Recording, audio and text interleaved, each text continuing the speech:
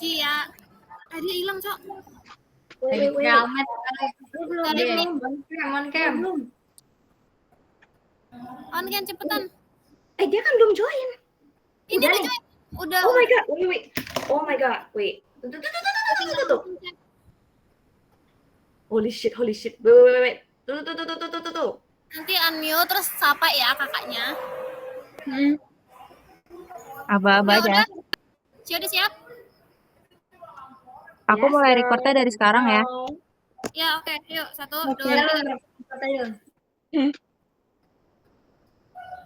Halo Kak Josephine. Halo, Kak. Halo Kak. Halo, Kak. Halo Kak, ini kami izin record ya, soalnya ini untuk kepentingan laporan hasil akhir kami. Oke. Oke, jadi Kak Josephine udah siap untuk diwawancari? Udah. Oke, untuk poin pertama, perkenalkan nama aku Melisha Poli, dan hari ini aku yang akan memimpin untuk wawancara hari ini. Oke, jadi yang poin pertama, silakan. Oke, sebelumnya perkenalkan nama aku Lunarda Gia Widodo dari Strategic Communication tahun 2023. Nah, karena aku udah perkenalan, jadi boleh dong Kakak perkenalkan nama Kakak, asal universitas, jurusan, dan lulusan angkatan berapa? Oke, halo semuanya, salam kenal ya. Perkenalkan, aku Josephine, aku dari Universitas Multimedia Nusantara. Aku jurusan Komunikasi Strategis dan aku lulusan 2022. Oke Kak, sekarang aku mulai nanya-nanya nih. Nah, saat Ya. ini Kakak sedang bekerja di bidang apa sih dan pekerjaan spesifiknya tuh apa? Oke, jadi sekarang ini aku lagi kerja di bidang marketing communication lah ya. Kurang lebih spesifiknya itu aku di KOL spesialis atau Key Opinion Leader spesialis. Jadi kurang lebih kalau misalnya kalian tahu sekarang kan banyak influencer, kayak brand pakai influencer. Nah, di kantor aku ini aku yang bertugas untuk mencari, menyaring dan juga memonitoring influencer-influencer yang akan dipakai oleh brand aku untuk promosi gitu. Oke, jadi sebagai mahasiswa yang tertarik mempelajari lebih lanjut tentang industri marketing dan komunikasi, dan to be honest, aku lagi interest banget ke KOL spesialis sebenarnya Kak. Jadi boleh nggak Kakak jelasin secara detail tentang perusahaan tempat Kakak bekerja saat ini? Oke, sebelumnya aku mau tanya deh, kalian dosennya siapa? Bu Dosennya Bu Helga. Helga. Oh, Bu Helga. Iya. Oke, jadi kalau misalnya perusahaan tempat aku kerja itu, aku kerja di bonfi.id. Jadi bonfi.id ini adalah perusahaan haircare dari lokal yang memang baru berdiri dari tahun 2020, jadi kayak baru 3 tahunan lah gitu. Nah, di perusahaan ini karena memang ruang lingkup masih kecil, KOL-KOL yang aku pakai itu juga masih kecil, jadi belum sampai yang mega banget, jadi masih yang pakai yang mikro atau mungkin yang nano gitu. Oke. Kita lanjut ke pertanyaan berikutnya ya. Oke, perkenalkan Kak, nama aku Cia. Tadi kan udah perkenalan tadi ya. Kita langsung aja ke pertanyaannya ya. Untuk yang pertama nih, di lingkungan yang super kompetitif di lingkungan Strakom, marketing communication maksudnya, maaf Kak. Keterampilan apa yang membantu Kakak untuk tetap relevan dan maju dalam karir Kakak saat ini? Oke, kalau misalnya ditanya soal keterampilan, pastinya banyak banget ya. Yang pertama kalau misalnya di marketing, di markom itu kan pasti butuh ngerti tentang digital marketing. Apalagi sekarang semua serba digital, tentunya keterampilan tentang digital marketing itu juga perlu. Nah, tapi lain daripada itu, yang menurut aku penting juga harus bisa ada adaptif atau bisa adaptasi lah. Karena kan kalau misalnya kita marketing itu semuanya berubah cepet banget kan. Kayak dulu nggak ada TikTok, tiba-tiba sekarang TikTok ngetren banget. Ntar tiba-tiba ada sosial media lainnya. Nah, itu kita sebagai markom itu harus cepet gitu adaptasinya, kayak, oh nggak bisa tuh nerima informasinya lama-lama gitu. Misalnya hari ini keluar, ya hari ini harus ngerti juga gitu loh tentang hal tersebut, karena memang pengaruh ke pekerjaan. Dan juga menurutku perlu juga pentingnya itu buat keterampilan market analysis atau market research. Jadi kan karena kita memang berhubungan sama marketing itu kan bisa dibilang kan kayak ujung tombaknya perusahaan ya. Jadi kita harus tahu nih kira-kira market yang dituju perusahaan itu mau apa. Jadi kita harus punya keterampilan untuk analisis kira-kira marketnya itu sukanya apa gitu sih. Oke, dan lanjut ke pertanyaan berikutnya.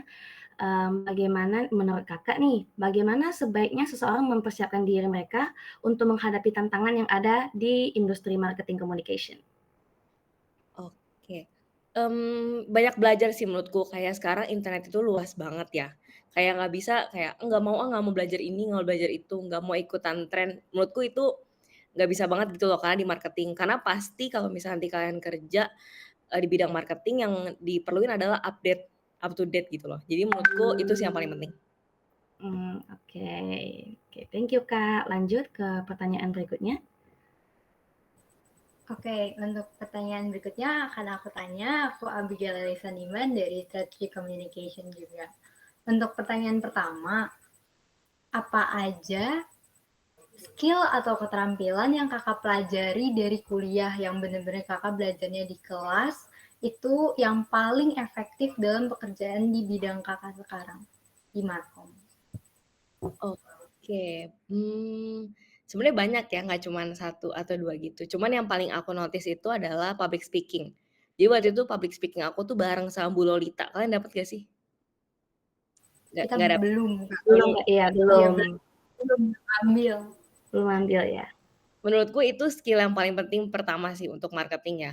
Apalagi kayak masih kita dulu pas masih, maba atau misalnya masih kuliah itu, kita kan harus berhadapan dengan berbagai macam orang kan. Kalau misalnya public speaking-nya kurang oke tuh kayaknya agak kurang nendang juga gitu loh buat komunikasi ke orangnya. Jadi menurutku itu pelajaran komunikasi yang paling nyantol di aku sih. Oke, Kak, untuk pertanyaan yang kedua, boleh nggak nih Kakak memberikan ke kita contoh bagaimana teori-teori komunikasi yang Kakak pelajari di universitas diterapkan dalam Markom tempat kerja Kakak? Oke, yang pertama aku tuh ingat kalau marketing itu ada 4 P kan ya. Product, price, place, sama promotion. Nah, menurutku itu penting banget sih. Waktu itu tuh aku dapet dosennya Pak Eko, dan Pak Eko tuh ngajarinnya bener-bener harus step by step. Jadi yang pertama produk, habis produk, price, place, baru promotion. Nah, di dunia kerja sebagai markom, karena aku sebagai influencer spesialis, aku juga harus mikirin itu gitu loh. Karena aku harus mikirnya, oh produknya ada, oke, harganya berapa nih? Berarti kan nentuin juga kira-kira influencer yang mau dipakai tuh apa. Kalau misalnya harganya mahal, harga produknya, berarti influencer yang dipakai influencer yang audiensnya, anak-anak atau orang-orang yang udah punya penghasilan, jadi bisa beli barangnya gitu loh. Terus kayak, place-nya, misalnya place-nya ini online atau offline. Oh online, kalau online berarti emang aku cari influencer yang, mmm, aktifnya gitu di sosmed, misalnya aktifnya di Instagram atau di TikTok. Terus promotion, kira-kira kayak promosi bentuk apa sih yang disukain gitu sama audiens. Jadi itu sih yang menurutku teori yang paling dasar dan paling penting gitu, untuk kerja juga. Oke, Kak, dan untuk pertanyaan selanjutnya, apakah menurut Kakak kuliah di Fakultas Ilmu Komunikasi itu sangat membantu Kakak dalam mengembangkan keterampilan? Keterampilannya itu kayak analisis pasar, penelitian konsumen, atau manajemen merek dalam markom gitu, Kak, di pekerjaan Kakak. Sangat sih, sangat mempengaruhi karena sebenarnya kalau dulu zaman aku memang nggak ada sih mata kuliah yang kayak market analysis, cuman kayak secara nggak langsung dosen-dosen pasti ngajarin kan. Kayak misalnya waktu aku dapat mata kuliah itu media planning. Kayak di media planning itu harus dianalisis, oh di mana sih taruh, billboard gitu yang bagus. Misalnya targetnya orang-orang Jaksel yang emang estetik, kayak misalnya orang yang suka ngopi segala macam, itu kan harus dianalisis juga ya. Dan aku belajar banyak sih dari mata kuliah media planning dan itu berguna juga sampai sekarang. Oke, Kak, kita lanjut ke pertanyaan selanjutnya ya. Oke. Oke Kak, pertanyaan selanjutnya bakal aku tanyain. Perkenalkan, nama aku Hanum, sama kayak teman-teman yang lain dari jurusan Strategy Communication juga. Lanjut aja pertanyaan pertama, sebagai seorang yang sudah berpengalaman di bidang marketing communication, apakah kakak merasa ada perubahan yang signifikan dalam keterampilan yang dibutuhkan di industri pemasaran dan komunikasi selama beberapa tahun terakhir? Boleh diceritain? Oke, kalau misalnya perubahan yang signifikan menurutku bukan perubahan yang signifikan sih, tapi lebih kayak lebih menyebar aja gitu loh. Kayak misalnya, market analysis lah contohnya. Mungkin dulu pas aku kuliah itu TikTok tuh belum booming gitu loh. Jadi aku analisisnya dulu tuh ya udah analisisnya IG aja, atau analisisnya itu kayak offline aja gitu. Nah ternyata pas sekarang aku kerja, itu aku harus analisis juga TikTok, analisis juga Twitter, karena Twitter sekarang juga nge-booming banget. Menurutku itu juga, perubahannya lumayan signifikan sih, karena sekarang benar-benar semuanya serba online, semua berhubungan dengan engagement, dengan view, dengan likes gitu loh.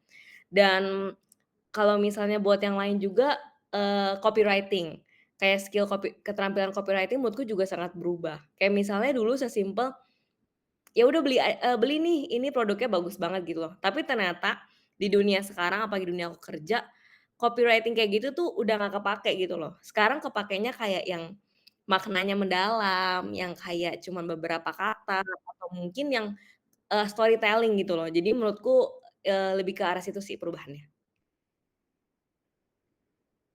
Oke, terima kasih. Pertanyaan selanjutnya, menurut Kakak sendiri, apa saja sih posisi yang mungkin akan muncul dalam industri marketing communication dan posisi apa yang akan mengalami penurunan dalam 10 tahun mendatang? Oke, kalau misalnya muncul sebenarnya aku juga agak nggak tahu sih ini sebenarnya udah ada atau belum. Menurutku mungkin ads analis kali ya. Jadi kayak nganalisis iklan-iklan yang ada di jalan, iklan-iklan yang ada di Facebook atau apa. Kalau sekarang kan lebih yang kayak analisisnya setauku ya. Analisisnya, oh ini kenapa ya kok engagement-nya bisa turun? Oh kenapa ini view-nya lebih bisa turun gitu loh. Cuman emang nggak spesifik banget gitu loh. Mungkin menurutku sih ke depannya bisa ada profesi itu. Kalau yang menurun, jujur kalau dibilang marketing menurutku nggak bakal ada yang menurun sih. Karena sekarang marketing lebih luas lagi, pasti profesinya bukan makin nurun, makin banyak lagi sih, gitu. Oke, thank you Kak untuk jawabannya.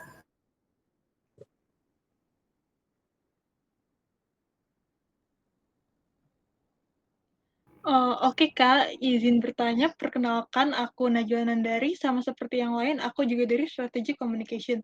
Nah, aku pengen tanya nih Kak, untuk pertanyaan terakhir nih, apakah Kakak punya saran atau pesan untuk mahasiswa, kayak misalnya kita nih Kak, yang tertarik masuk industri pemasaran dan komunikasi, nah terutama yang berkait dengan membangun karir yang sukses dan berkelanjutan?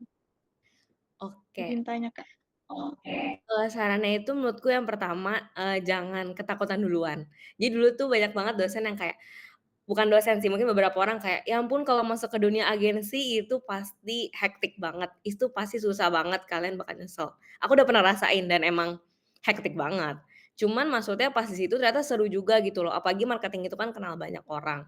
Kenal banyak orang bukan cuman efek ke pekerjaan kalian sekarang gitu loh, tapi nanti ke depannya nih kalau misalkan ada projekan, kan marketing banyak tuh projekannya. Pasti tuh kenalan-kenalan yang banyak tuh, ngefek juga gitu loh buat kemudahan kalian di depannya. Terus kayak banyak terus belajar aja sih, kayak jangan kayak nge-stuck aja kayak misalnya, oh ya udah dosen ngajarinnya yang ini, ya udah belajar ini aja. Tapi sekarang internet banyak, TikTok banyak informasi, IG banyak informasi, harus belajar banyak sih karena, sekarang tuh brand-brand tuh makin macem-macem gitu loh. Maksudnya makin unik-unik, makin lucu-lucu dan pasti nanti berguna lah buat kalian kerja, gitu sih kalau menurutku. Oke Kak, terima Oke. kasih banyak untuk jawabannya Kak. Sama-sama. Oke, thank you ya Kak, udah mau ngejawab pertanyaan kita semua dengan jawaban yang sangat luar biasa dan juga udah mau meluangkan waktu Kakak yang udah super hektik banget untuk kami wawancarai. Terima Maaf kasih ya. ya Kak. Ya Thank you teman-teman. Kak Josephine. Oh ya Kak, sebelum kami tutup sesi wawancaranya, kami ingin ada sesi dokumentasi dulu ya Kak. Oke. Oke, itu akan dipimpin sama Hanum. Ya, boleh. 1, 2, 3. Oke, sudah. Oke, thank you ya Kak, thank you so much. Good luck ya, dadah. Oke, thank you Makasih Kak. banyak Kak Thank you Josephine. guys. Yay. Thank you Kak Josephine.